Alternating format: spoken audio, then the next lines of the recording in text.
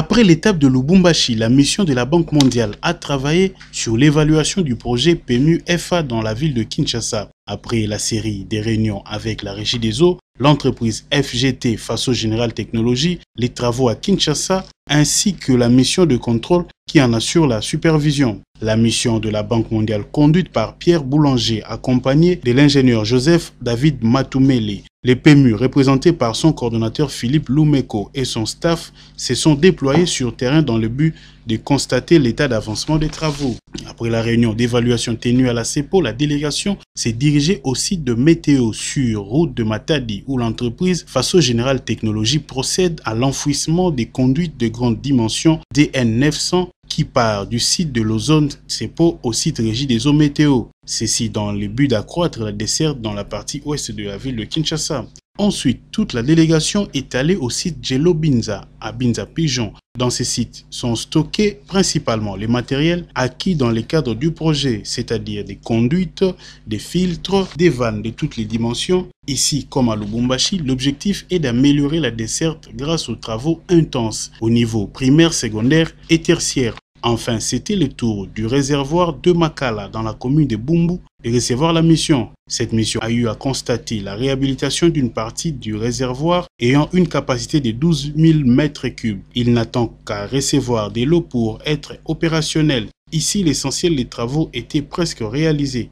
Il ne reste qu'à produire l'eau en quantité suffisante afin d'améliorer la desserte. À l'issue de cette visite, le directeur provincial Régie des eaux et les chefs du projet se sont exprimés en ces termes. Bon, c'est un projet très important pour la ville de Kinshasa. Nous avons visité les travaux qui sont en cours. Notre espoir, c'est qu'on puisse réaliser ces travaux et c'est une contribution très importante pour l'amélioration de la desserte dans la ville de Kinshasa.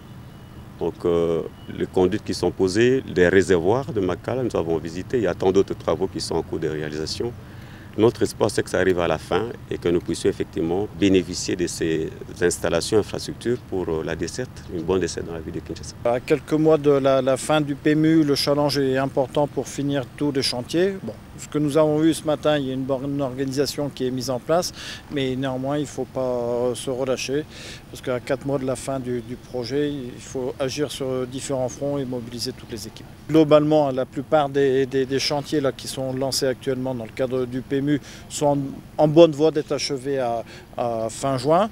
Ils ne seront peut-être pas achevés à 100%, mais je veux dire, s'ils sont achevés à 80%, on prendra soin de finir les chantiers proprement. Et tout le matériel, je veux dire, qu'on n'aura pas pu installer, je veux dire, sera en stock à la Régie des eaux. Mais globalement, on l'avait bien vu quand on était à Lubumbashi, on craignait qu'il n'y ait que 50% peut-être qui soit achevé, mais je veux dire, en mettant en place une organisation adéquate, on peut atteindre 100% d'achèvement. On va avoir une séance de travail là, et on va essayer de mobiliser les équipes pour atteindre quasiment 100% de taux d'achèvement au mois de juin comme on s'était engagé. Il est à signaler que le projet PMU-FA va se clôturer au 30 juin 2019. Entre-temps, l'usine de l'ozone qui est appelée à combler le cap dans la production d'eau à Kinshasa ne pourra voir le jour que dans 18 mois. D'où la nécessité de réfléchir à la possibilité d'une rallonge afin de donner au PMU-FA toutes ses chances d'atteindre ses objectifs.